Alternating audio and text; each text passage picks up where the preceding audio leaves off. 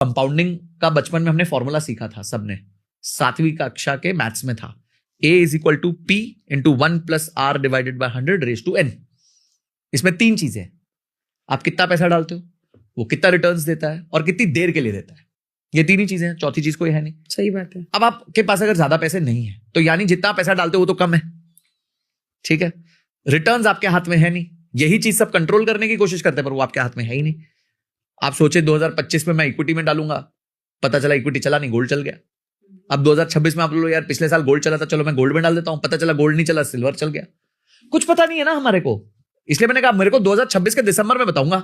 हाँ, यही मतलब अभी आप बोल रहे हैं तो ही मैं सोच रही हूँ कि किस तरीके से सोचा कैसे जाएगा कि फिर हम किस में डालें। प्रिसाइसली, इसलिए आपको 1 साल का सोचना ही नहीं है। आप 1 साल का सोच के निवेश कर ही नहीं सकते। आप घर खरीदते हैं 1 साल का सोच के खरीदते हैं, आप एफडी करते हैं 1 साल की करके सोच के करते हैं, आप सोना खरीदते हैं, जब फिजिकल सोना खरीदते हैं आप ये सोचते हैं मैं अगले साल बेचूंगी। नहीं, ये तो कभी भी नहीं सोचा। तो शेयर्स में क्या प्रॉब्लम है भाई, उधर क्या इशू है, उधर भी शायद बस एक ही इशू है कि सोने का भाव आप रोज नहीं देखते, जमीन का भाव आप रोज नहीं देखते, स्टॉक का भाव, म्यूचुअल फंड का भाव रोज देखते। एक बार शेयर देख लो, उसके बाद तो रोज ही बार बार फोन खुलता रहता है। तो आप ऐप को डिलीट कर दो, एक बार खरीद लो, एसआईपी बना दो और ऐप डिलीट करके भूल जाओ। बाद में 1 साल बाद, हर 1 साल बाद खोलो, हर दूसरे साल बाद खोलो, बढ़ गया तो मत बेचो। देखिए, आप पहले समझिए कि आपको पैसा क्यों चाहिए। पहले आपको गोल बनाना पड़ता है पैसे का। आपको मैं उदाहरण देता हूं, बड़ा अच्छा उदाहरण लगेगा आपको ये। हमारे पेरेंट्स, ग्रैंड पेरेंट्स के टाइम पे जैसे घर में बेटी पैदा हुई तो क्या करते थे, प्लॉट ले लेते थे। क्यों लेते थे? ताकि जब तक उसकी शादी होगी तो इतना हो जाएगा और उसका सारा शादी अच्छे से हो जाएगा। हाँ, तो इसे कहते हैं गोल बेस्ड इन्वेस्टमेंट। हमसे ज्यादा तेज हमारे पेरेंट्स और हमारे ग्रैंड पेरेंट्स थे। उन्होंने क्या किया, अब आप इस चीज को बहुत गहन तरीके से समझिए। आपकी शादी, बच्चे की शादी, लड़की की शादी को 25 से 26 साल, 20 से 25 साल के बीच में होगी। तब के जमाने में आदमी सोचता था 20 से 25 साल के बीच में कर दूंगा, ठीक है। अब 20 से 25 साल के लिए उनके पास क्या एसेट है जहां उनका पैसा फंस जाएगा? जमीन, और कोई एसेट था ही नहीं। तीसरा, जमीन ओवरनाइट आप लिक्विडेट कर ही नहीं सकते, आपको समय चाहिए लिक्विडेट करने को। जमीन ओवरनाइट बढ़ती भी नहीं है, उसको समय लगता है बढ़ने को। 25 साल में जमीन बढ़ेगी, बिल्कुल बढ़ेगी, कहीं भी खरीद लो बढ़ लेगी।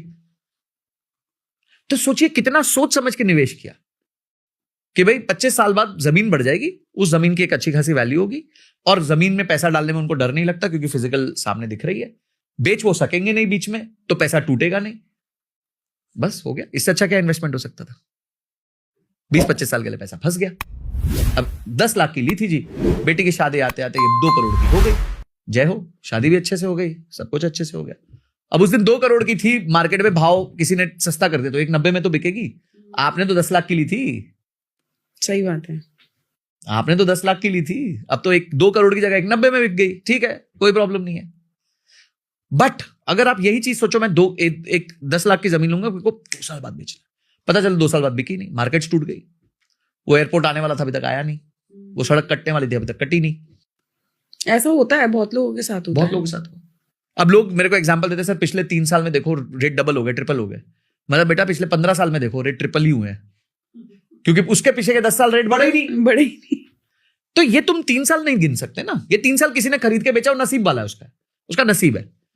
पर नसीब को हम अपने इन्वेस्टमेंट्स में फैक्टर नहीं करते। इसीलिए जिस तरह से आप गोल्ड को नहीं देखते, एफडी को नहीं देखते, आप लैंड को नहीं देखते, आप म्यूचुअल फंड को भी मत देखिए। और मैं आपको बता रहा हूं, इन सबका बाप है वो, सबसे अच्छे रिटर्न्स देता है। और सबसे बढ़िया बात यह है कि आपकी 2 करोड़ की जमीन हो गई आज, अगर आपको 2 लाख रुपए चाहिए ना, नहीं मिलेंगे। हमारे पास 2 करोड़ का म्यूचुअल फंड है ना, हमें 20,000 चाहिए, कल मिल जाएंगे।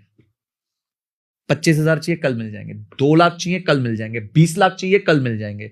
1 करोड़ 32 लाख चाहिए, कल मिल जाएंगे। कल मिलेंगे, एक दिन के अंदर।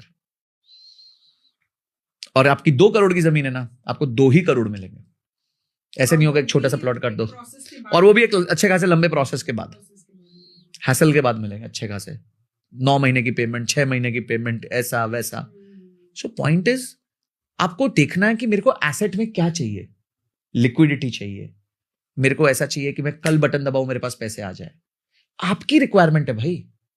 बट सबसे बड़ी प्रॉब्लम यही है कि आप रोज अगर रेट देखोगे तो फिर आप कभी भी टिक नहीं पाओगे। तो लंबे रिश्ते निभाने के लिए पहले तो अपेक्षाओं को कम कर दो और रोज रिव्यू मत करो।